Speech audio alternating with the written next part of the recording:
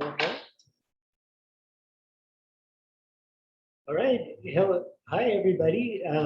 Welcome to Basics Culinary class about cutting up a chicken. And also, we're going to go into a little bit about making some stock, bone broth and broth, and talk about those things a little bit. But first and foremost, we want to cut up a chicken. Um, we're lucky to have these really lovely chickens for sale at the Basic store that are grown by our own company, Aurora Valley. And these are grown right down the street from where I'm standing now in Tualatin, in the Willamette Valley. They're organic, which means they're fed all organic feed, and they eat organic grass and so forth on their own. And they're also fed oregano oil, so which helps keep them nice and healthy. And maybe that even gives them some nice flavor for, in the end. But they are very flavorful and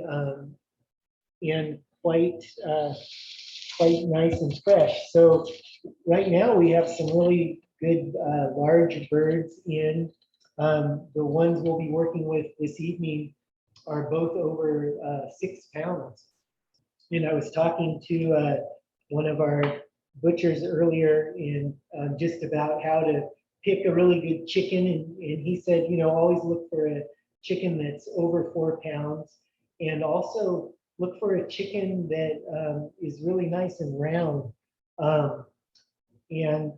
And that just denotes a healthy aspect to it, right?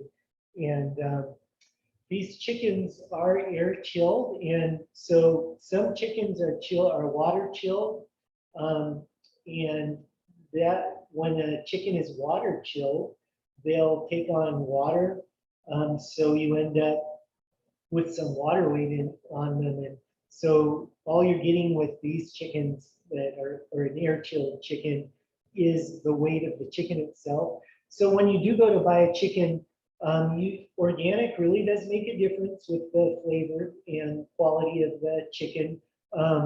Another thing is the air chilling, and then always look at the label. Make sure it doesn't have saline solution put into it. Some chickens are injected with saline, which is salt water, and that actually can add up to like 15 to 30% of the weight, and so you're paying for salt water basically. So it's organic, air chilled is the best way to go, and we are, like I mentioned, we're lucky to have these very local, fresh chickens available to us. So to cut up a chicken, you want a really sharp knife, and I'm just going to do a little demo on honing a knife since that's part of it. It's good to have a steel like this, and since these knives are nice and they're pretty sharp already, I just need to tune it up a little bit. So I'm just going to run it at a 20-25 degree angle on the steel, and just to make sure it's nice and sharp.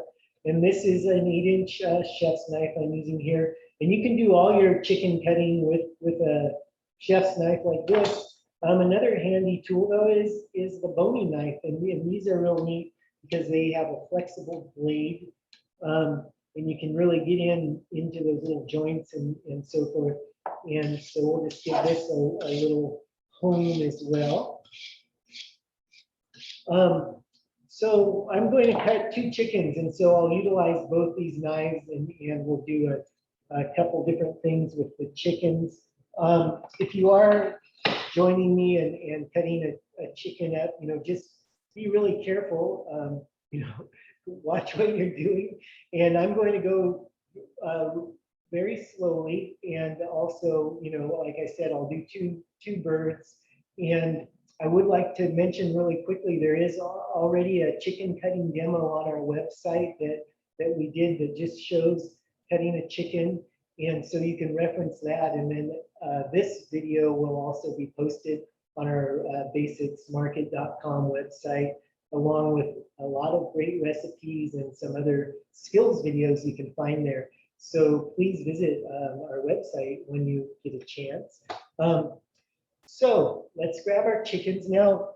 So the thinking on chicken cleanliness right now is not to rinse your chicken. There was a time where we're supposed to rinse the chicken of any juice that's on there, but what was discovered is that people were rinsing their chicken in the kitchen sink, and you're actually spreading salmonella, which is the bacteria which is associated with raw chicken, all over their kitchen, and it ends up on everything.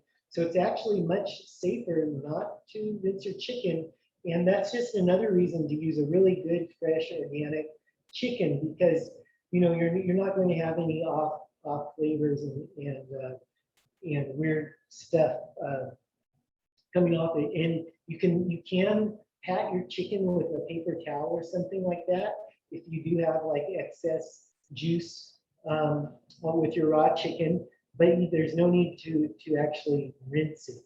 And what I like to do is here's one of our chickens here, is I like to take that bagged chicken and put it in as big a bowl as I can find, and then I'll cut it out of the bag in that bowl, and then any juices that come out of that I'll pour directly down my drain without splashing it all over the sink. And that seems to work well for me in keeping my space clean. And the salmonella, it will make you sick, so we want to avoid that. All right, so here we have our chicken. This is, like I mentioned, a little over 6 pounds. It came with a neck inside, and we're going to hold on to the neck for stock making purposes. So let me just kind of make sure we have a clear area. I have some poultry shears here, and these will come in handy for taking out the back of the chicken. All right, so I've got my chicken, and it's on its back here. And so this is the breast, and here's the wings, and here's the legs. So what I like to do is go ahead and lift it up by a leg, and you can see the skin here kind of lifts up, and this is a good place. You can just cut right through that skin, and you really want to just let the knife do the work here. And with cutting up anything, vegetable or animal, it's about finding those areas where it kind of wants to come apart, and it's just like the geometry of nature, right? Or it's remember when fractals were a big thing and all that. So you can kind of find those points that just want to separate, and there's this and with a chicken, it's in the joints. So once you get through that skin, you come around all the way through, right? You can push it up, push that leg up, and then pull straight back. And what that does, it's just like a hinge. And you can see right here is a ball joint, and this is where the bones connect.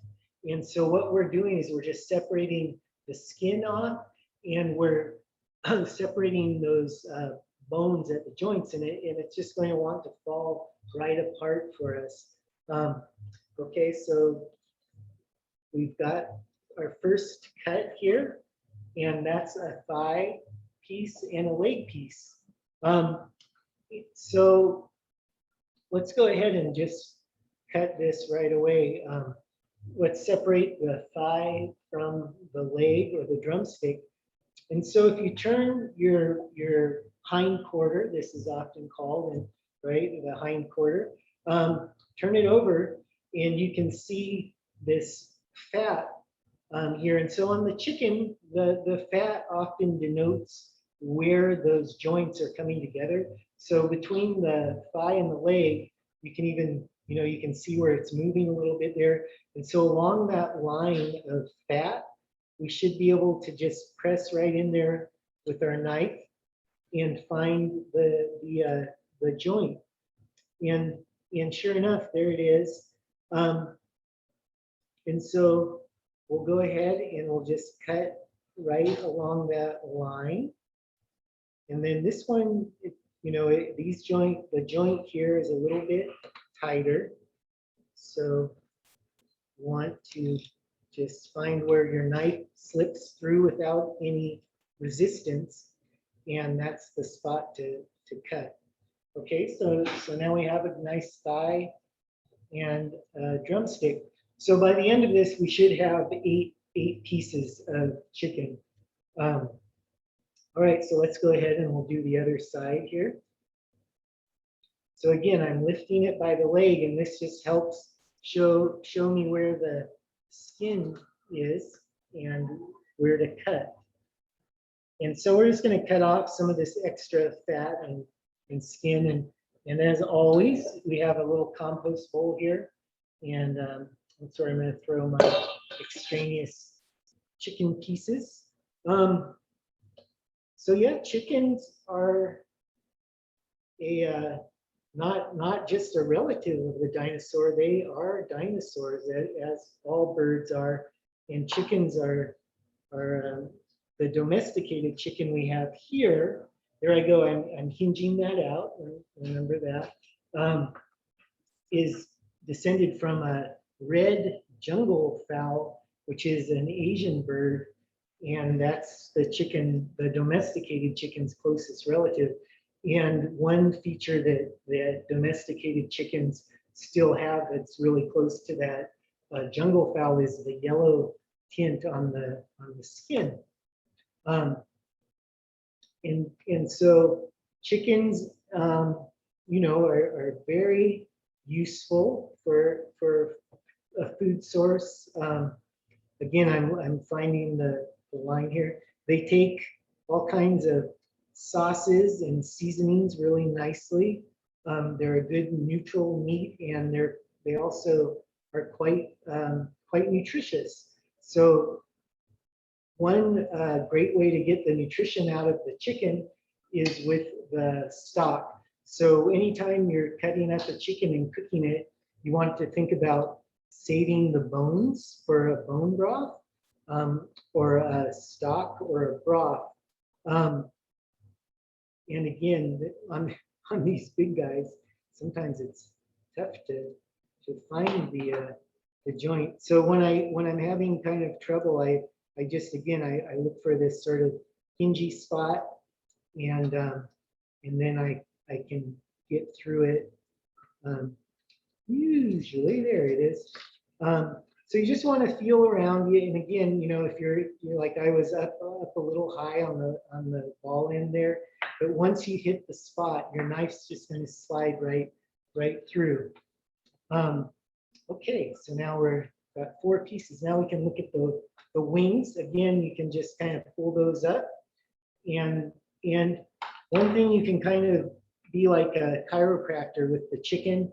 And even before you get into cutting anything, really loosen up those joints and give it a good loosening, and that'll help with your knife find the spot in between. And again, the ball joint there, the knife just passes right through. In the wings, there's one cut, and then you can cut again.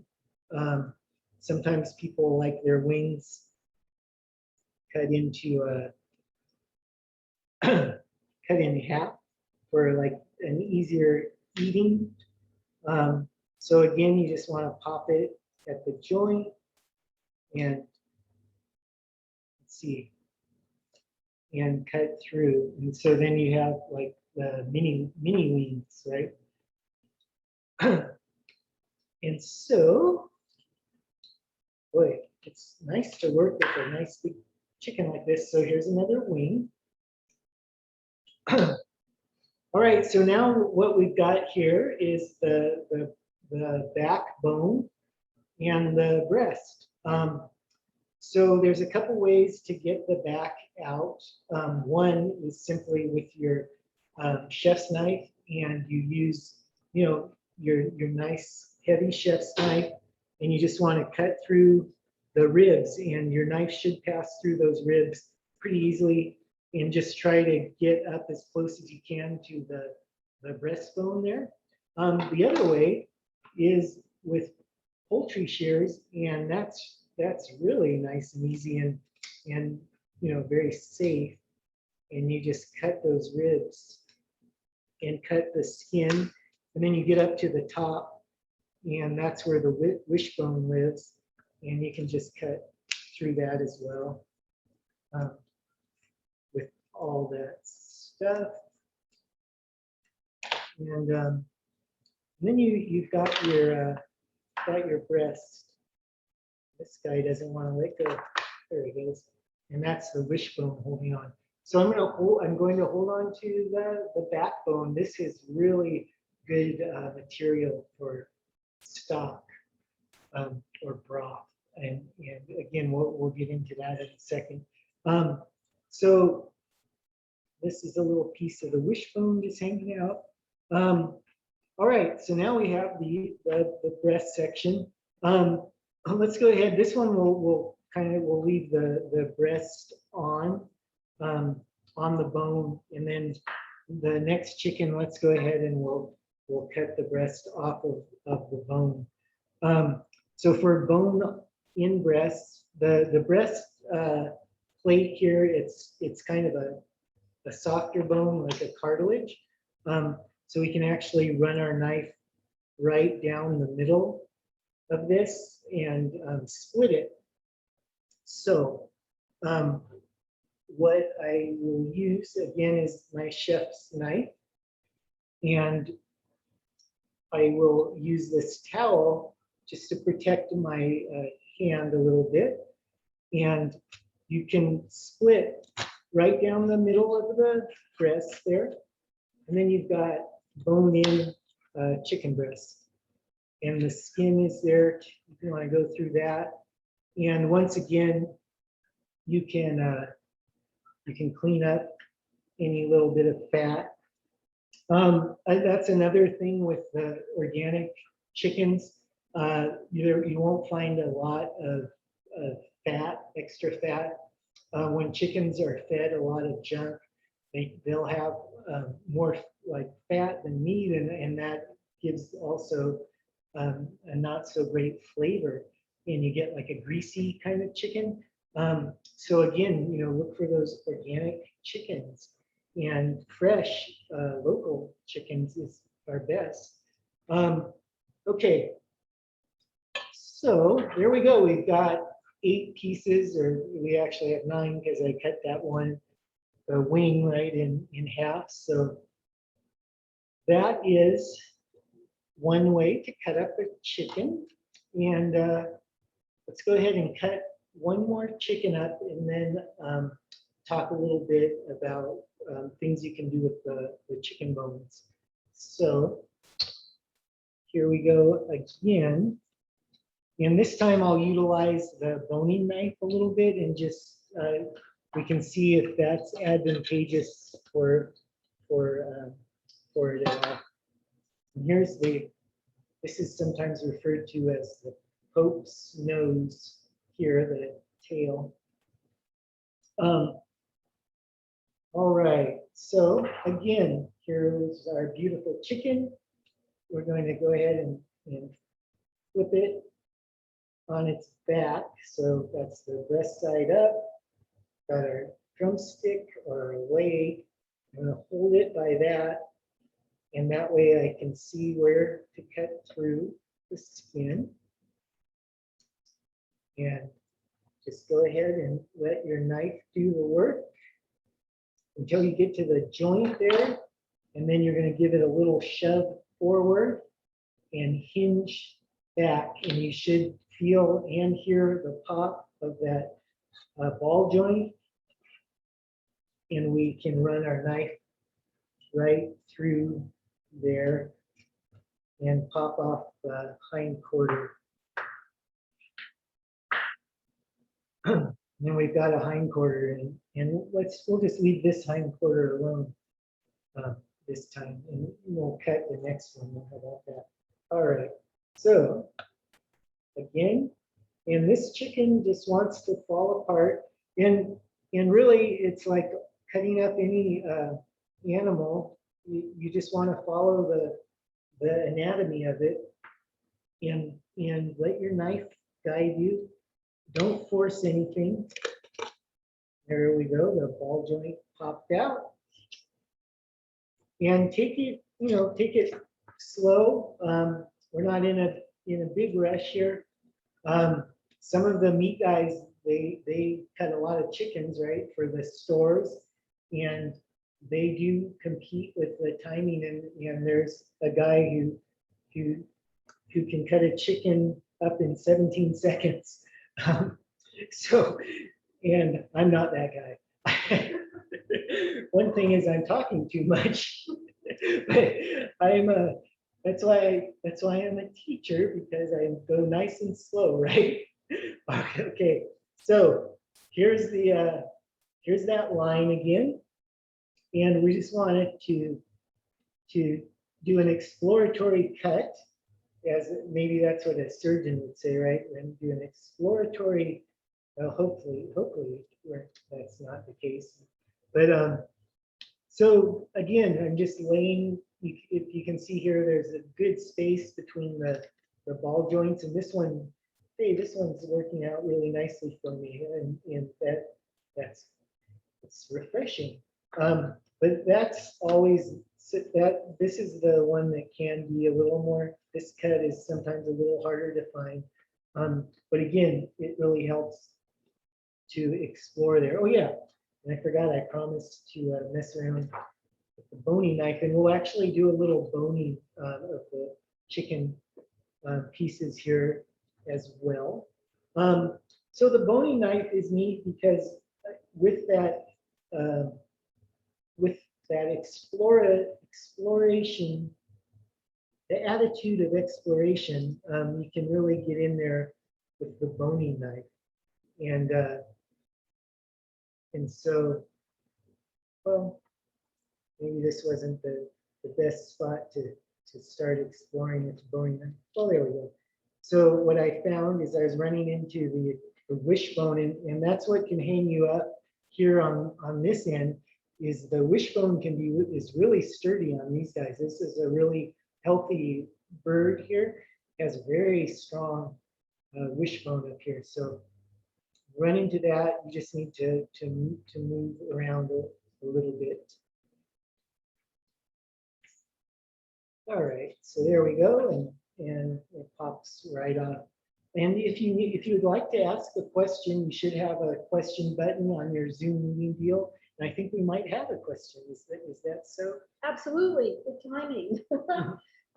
Sam, Stephen would like to know, is there an easy way to separate the breast meat from the bone? Oh, great. That is exactly where we're at. So very well timed. Yeah, so there's two ways. So we did the bone split, and we can bring one of those guys out again if that's the way you decided to go. But you can just kind of scallop the breast off of the bone while it's still on the carcass like this. So I'm going to cut away. We have a little bit of extraneous business here. There's the neck. We're going to save that for broth. So an easy way to do that, let's go ahead and just to make it easier to see what's going on, you can take the skin off, and again, to skin something, you just want to allow your knife to do the work, and just run your knife between the skin and the meat, and it will come right off for you.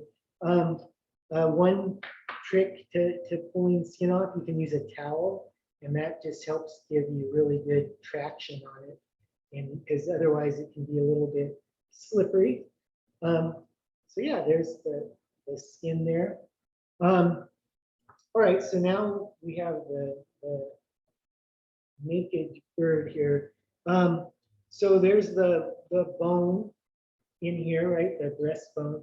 And so you just want to you want to, again, this is where the boning knife comes in really handy because you have that flexibility there.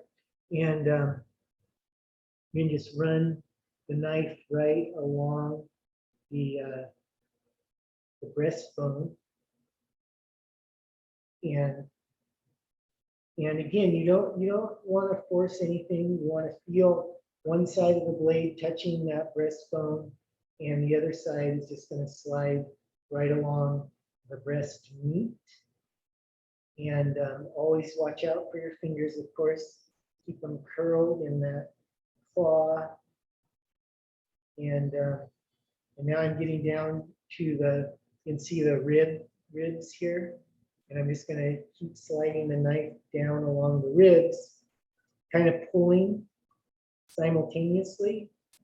And that's sort of the easiest way just to get it off the bone. And then you've got, a nice boneless, skinless breast, which you can do all kinds of things with, of course. And then here you have your breast tender. You see these a lot just on their own, and it's just another piece of the chicken breast. So you've got your tender and you've got your chicken breast. And these are beautiful chickens, I must say.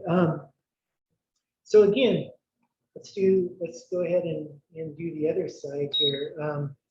We're just going to run our knife right along the top. You can see there's a sort of ridge here where the breasts meet at the bait. That would be the bottom of the chicken, but you've got it on its back, so it's the top here. And just run your knife nice and easy. And you can, feel free to move the chicken around. You definitely, you want to keep the knife sort of running away from you. And you can use your knife to sort of pry or, gently, I don't know if pry is the right word, but slip the meat off the bone. And once again, if your knife is nice and sharp and you're not forcing anything, you'll find that it'll almost just fall right off the bone for you. And if you're in the right spot. So again, there's a boneless, skinless, and we have our breast tender in the inside.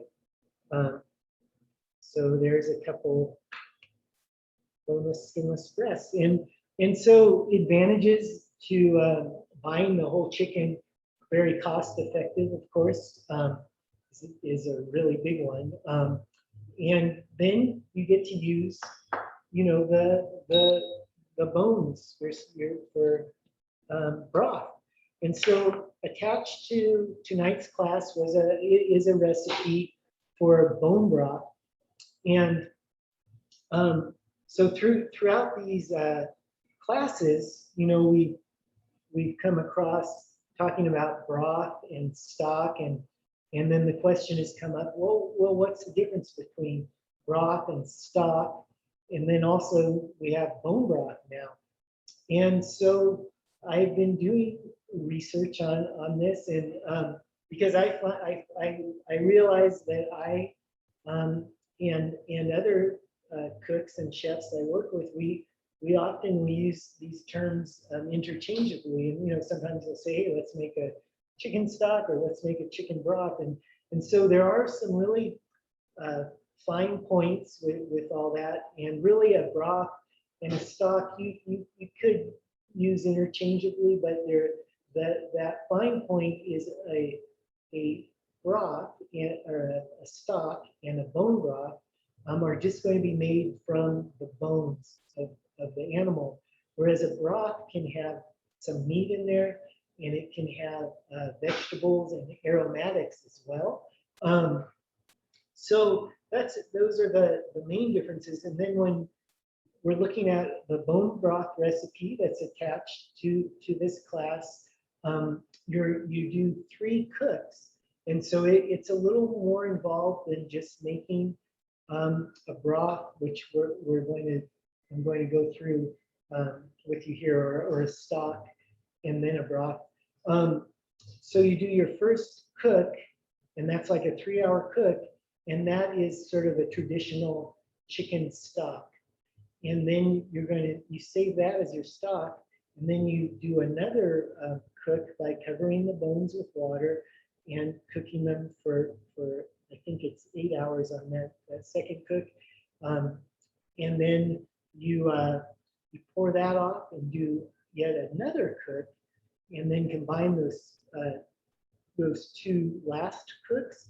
And what you get is just a really fortified broth because you've drawn all the collagens and proteins out of the bones. A bone broth can have as much or more protein than a glass of milk. A serving of milk to a serving of broth, you can have more protein, and there are amino acids in the broth or stock which help repair your tummy. So it's good. Good stuff, and so it's not just a legend that having like chicken stock or bone broth when you're sick helps get you better, because there's actually repairs going on from what you pulled out of the bones by making a broth. I think we have another question. We do, Sam. This is a great one from Lisa. And she says, I have to debone thighs for making cat food. Any help is appreciated. We usually freeze the chicken before cutting to firm it up. I have to make 1-inch cubes for grinding and some dicing for chunks for the cat. Yeah, well, that is a great question, because one of the things I wanted to show.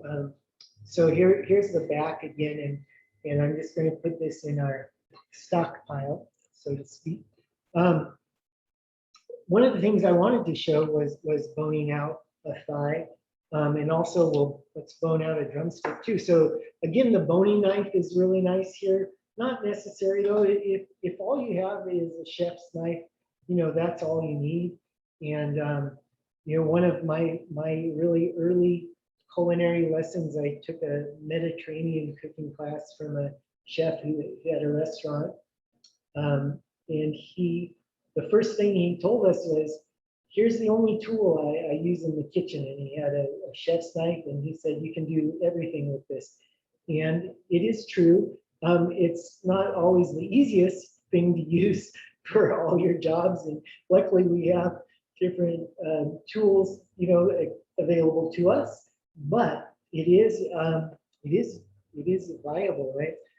Anyway, since I have the boning knife here, I'm going to use that. So when you get into boning out the chicken, same method applies, where you just want to run the knife right along the bone. So what I'll usually do is I find, you can see where the bone starts and ends, and it's really close to the surface here. So I'm just going to follow that. Once again, this would be the same with any critter you're working on. You just want to pull that bone out. You want to release it from the meat. So what I just will gently go along around the bone and just kind of roll it out.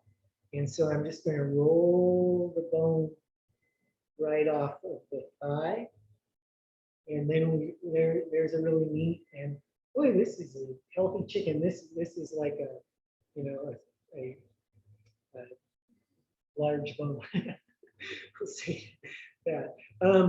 Okay, so here's our thigh meat. So from here, you said you wanted to dice it and so forth. One thing, speaking of that, one really neat thing to do when you bone out your thighs and your legs, and this is a real cost-effective way to make a fancy dinner, is to use your thighs, your bone-in thighs, and drumsticks are often, and this is even if you're not cutting up your whole chicken, you could just buy drumsticks and bone them out and bone in thighs. But so we have this piece, right? And I'm going to leave the skin on there, and then we have this little bit of meat. So say for your cat food, you know, you dice this up, but also for this elegant dish, you do the same thing. And you dice up your meat, and you could also procure some great sausage from one of our Basics markets. Has a really good sausage, and they're making all kinds of neat flavors all the time. So if you had a little pile of sausage, that this would be a good place for it as well. And there's chicken sausage, or you could use a pork sausage. But you could add some herbs and seasoning here. And then you can make what is called a ballonine, which simply is a ball in French. So I'm just cleaning up a little of the, there's a little bit of bone on the end there. Okay, so let's say we have our stuffing, whatever it is. It could just be vegetables for that matter, whatever you like. Mushrooms would be really good. And then you just roll that up into a ball. And it's neat if you leave the skin on. And one method, you actually can take that skin off and increase your stuffing. You can do a lot, you know, a pretty nifty things just with the chicken skin, right? But you make a ball, and then you put a skewer through there. And I'm doing this really weird thing where I'm going to skewer it with a knife, which I wouldn't recommend, but just to show you how it would hold together with that skewer, or you could tie it with twine. And then you just roast those, and it makes for a really neat presentation, and you know, it's really elegant and cost effective, and that's a ballonine. And you can do the same thing with your chicken leg. And I made many of these. I worked at a place where we served these, you know, like 100 at a time, and I had to bone out all the chicken for it. And I'm still really slow.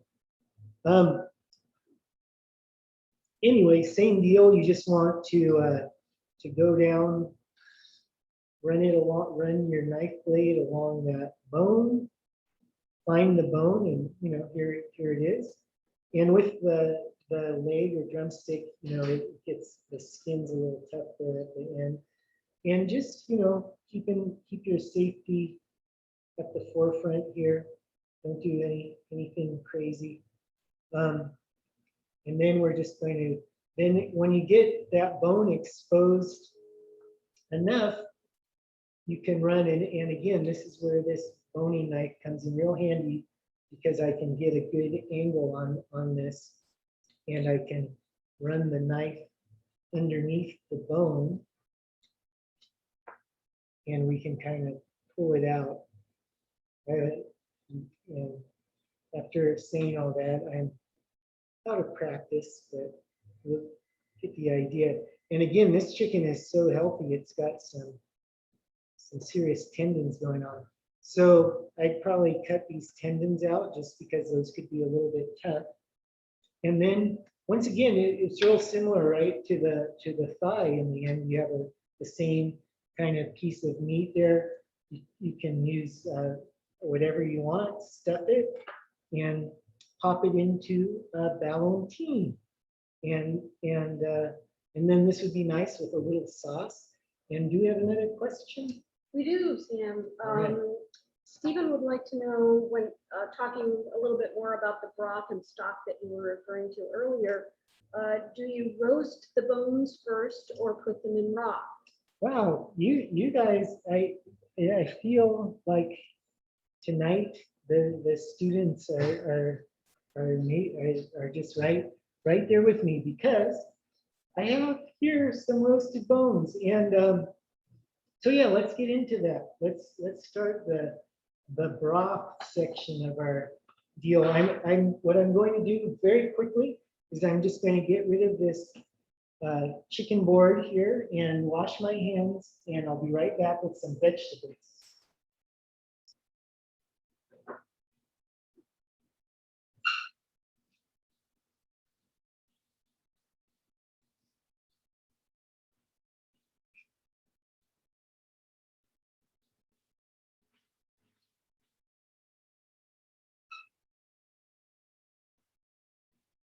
All right.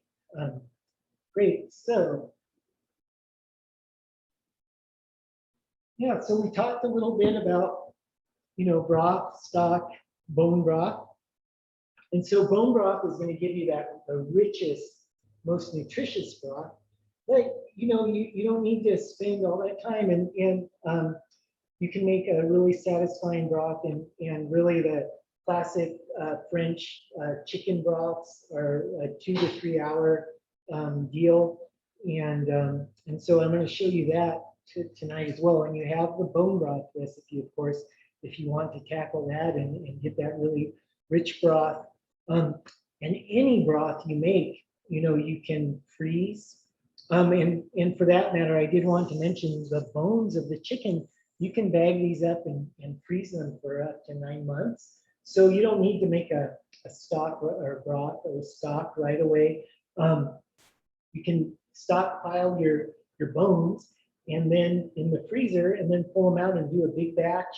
And then you can freeze that broth in ice cube trays or in Ziploc bags or Tupperware, whatever you've got.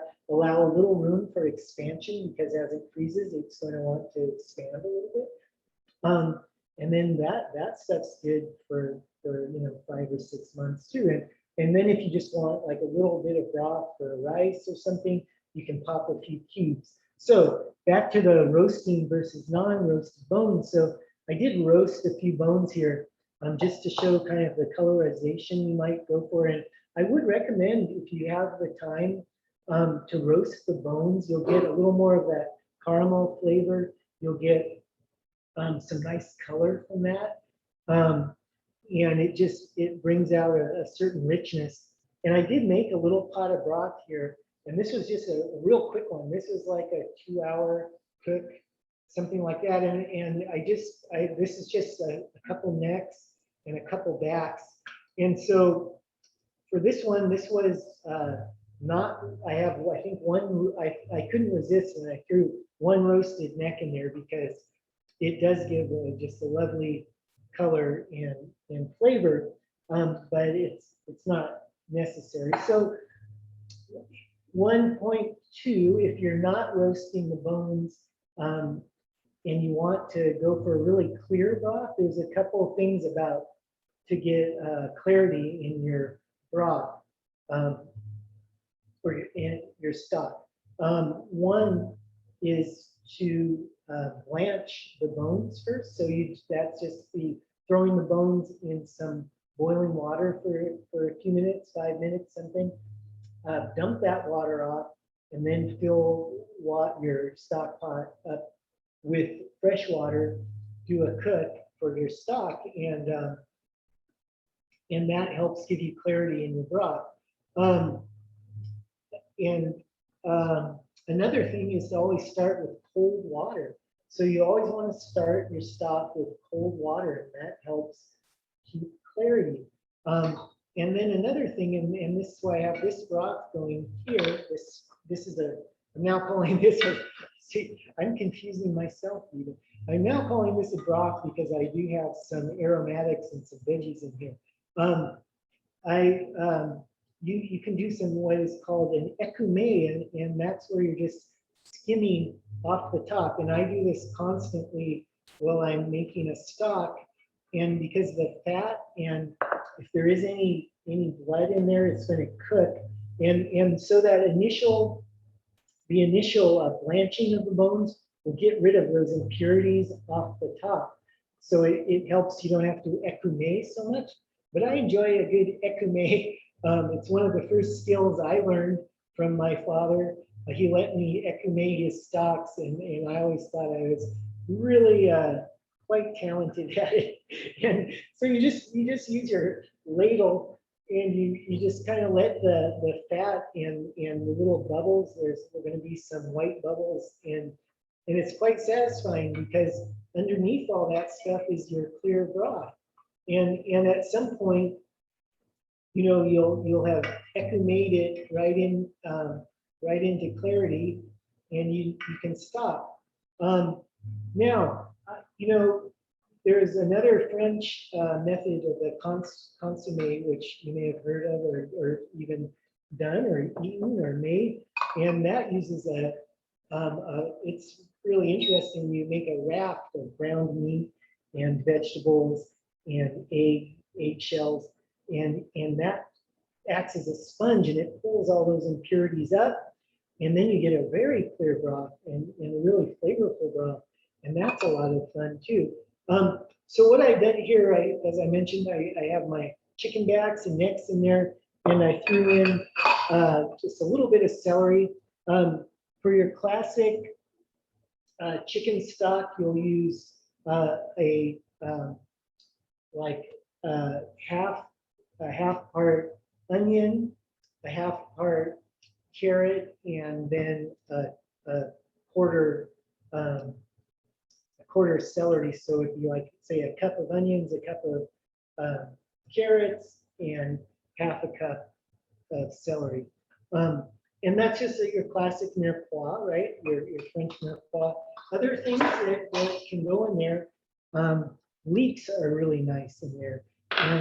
And with the leek, you can, the chicken leek soup, and actually I'm making chicken leek soup constantly nowadays for our stores. We're selling soup in the Basics market, and so we have a really nice house chicken leek.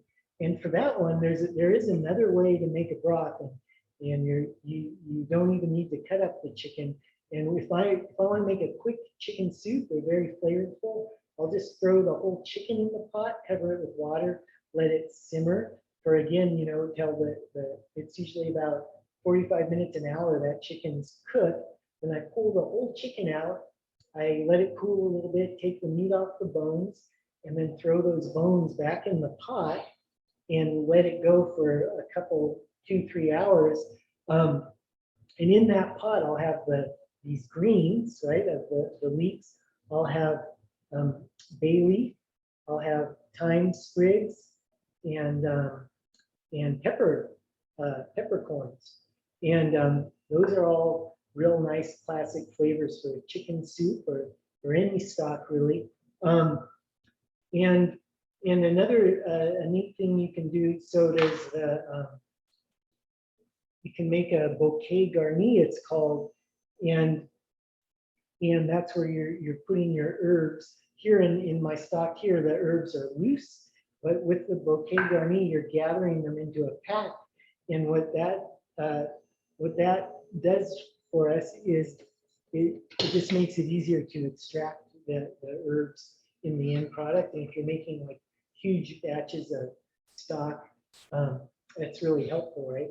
But a neat trick with the bouquet garni is to actually use the green of the leek to package your bouquet garni. And anyway, as what I was saying about the chicken leek soup is if you put your greens into the stock, and then you can use the white part of the leek, saute that with some onion. Not some onions. You don't need onions because you've got all this leek, but with some carrots and some celery, and then throw your stock on top of that and the chicken meat, and you've got a good chicken soup right off the bat. So here's how you could go about a bouquet garni with the leek. You can simply package it up like so. And you just make a little package, and then you can tie this with twine. So here's this is just kitchen twine, and again, real handy to have around. And then another real easy way to do a bouquet garni is with cheesecloth. And so here I just put those same herbs and black pepper in this cheesecloth and make a little packet and tie the packet with the twine and then drop that in. And if you leave enough twine, you can actually like have that tied to the side of your pot, and then it makes it really easy to remove, right? And the herbs and the bay leaf and the peppercorns just give a nice aromatics, give a good flavor. So they're good. Oh yeah, and then of course also in there is some parsley stems. So the parsley leaf you can use for a garnish on your soup, and then the stems can go in the stock pot. So what this whole experience here is, it's really like, using all of the parts of the vegetables and all of the parts of the chicken, right? So it's pretty neat. And then if you do roast your bones like these, I should mention, I just put these on the raw bones on a sheet pan. I threw them in the preheated 350 oven until they were nice and golden brown. And in this oven is real fast here. It's probably under 20 minutes, but in a regular oven, it might be 25, 30 minutes. You don't want to over brown or overcook your bones. And no matter if it's a chicken or a beef bone or a pork bone, in Asian cuisine, we use a lot of pork. You can make really great stocks with pork, right? And again, that roasting is important there. But if you overcook the bones, you'll get a bitter flavor. Okay, so we've got our stock here done to some degree. Let's see what I've got. So what I did is to make a rich stock quick, which sometimes you want to do, and sometimes I've done this at restaurants where I wanted to make a sauce really quickly. So I'll put the most bones I can in the smallest pot with the least amount of liquid I can get away with, and just cook the heck out of them. And then suddenly you have a good stock to work into a sauce, and you can make a sauce a la minute that way. And that's kind of funny. And that's sort of what I did here is I have like 2 backs and some necks in this little pot, and I let it reduce. Now, if I'm going for a kind of really drawing out, like in our bone broth recipe, where we're really extracting everything out of there, you want a lower temperature, longer time. A crock pot can be good for this. And if I'm doing that in an open vessel like this, as the reduction occurs, I'll keep topping it with water and just keep the water right over those bones. And you're still getting that rich broth, but it allows it to continue to cook. You don't want to dilute it at the very end. Of course, you want to let it, you don't want to add more water. So for that final cook time, the final half hour or whatever, don't add extra water. Okay, so I'm going to take the pot and pour it into through the sieve. And if you really if you want more clarity, again, you could use your cheesecloth and drape that over your sieve. There's also, there's actually this is a pretty nice fine sieve here, but there are sieves that are designed just for stock, and they have they're really fine. They don't let much go through. But you can see we did get some pretty nice color here, and it smells really good, real chickeny, and looks great. And I like to leave the skin on and even any extra skin, I'll throw it in the stock pot. And again, as you acclimate, that fat's going to rise, but I feel it gives a good flavor. And then also as your stock cools, the fat's going to come to the surface, and it should, it'll become a solid. And so after your stock is fully chilled, you can just peel that right off. And then you've got, again, that's another degree of clarity within your broth. So, and you can see still I can't help it. I'm going to jump back from stock to broth, and I just don't know what to do. But I decided not to stress out about it. Call it what you will. It's delicious. So there are some things to know about chilling your stock, right? So you're going to want to put it into a container. So this bowl would be fine for this amount I got here. And you want to put it in an ice bath. So I'd have another larger bowl full of ice and just drop it in there. Let it cool at least to room temperature before you put it in a refrigerator.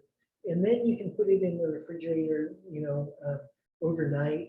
And you can even cover it, but leave it vented. So that simply means leaving a little, like if you have plastic wrap over this, leave a little corner open so that'll help it to continue to cool. And what you should find if it's an overnight cool or several hours, that fat's going to come to the top, solidify.